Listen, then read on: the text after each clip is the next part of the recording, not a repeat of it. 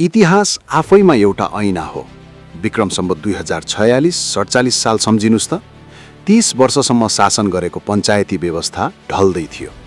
त्यति बेला सत्तामा रहेका पञ्चहरूले नेपाली कङ्ग्रेस र एमालेका नेताहरूलाई के मात्रै भनेनन्, विदेशी एजेन्ट, अराजक र देश डुबाउने तत्त्व। पञ्चहरूलाई लागेको थियो गाली गरेकै भरमा जनतालाई अलमल्याउन सकिन्छ, तर जनता सचेत थिए। उनीहरूले पञ्चायतको 30 वर्षे कुशासन भोगिसकेका थिए। त्यसैले जतिसुकै आरोप लगाए पनि जनताले बहुदलवादीलाई नै साथ दिए र देशमा नयाँ युगको सुरुवात भयो। आज समय फेरिएको छ, तर प्रवृत्ति ठ्याक्कै उस्तै छ। अहिलेका ठूला भनिएका दलहरू कङ्ग्रेस, एमाले र माओवादी त्यही ठाउँमा आइपुगेका छन् जहाँ हिजो पञ्चहरू थिए। जब जेनजी र नयाँ पुस्ताको आवाज बनेर बालेन शाह, रवि लामिछाने र रासोपा जस्ता शक्तिहरू उदाए, तब पुराना दलहरूको कुर्सी हल्लिन थाल्यो। हिजो पञ्चहरूले नेपाली कङ्ग्रेस एमालेलाई गाली गरे जस्तै आज यी दलहरू मिलेर नयाँ शक्तिलाई गाली गरिरहेका छन्।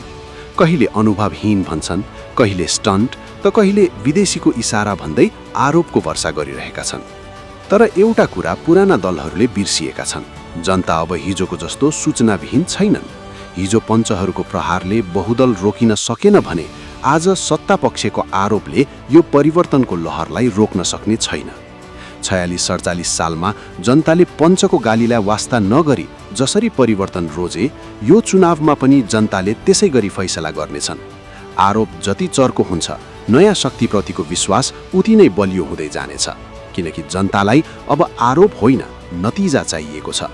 इतिहास साक्षी छ, जब पुरानो सत्ता डराउँछ तब उसले गालीको सहारा लिन्छ, र जब जनता सचेत हुन्छन् तब उसले परिवर्तनको बाटो रोज्छन्।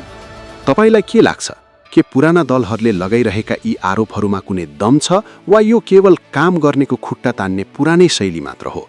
के अबका जनताले यी आरोपहरू पत्याउलान् त? आफ्नो स्पष्ट विचार तल कमेन्ट गर्नुहोला र यो भिडियो धेरैभन्दा धेरै शेयर गर्नुहोला।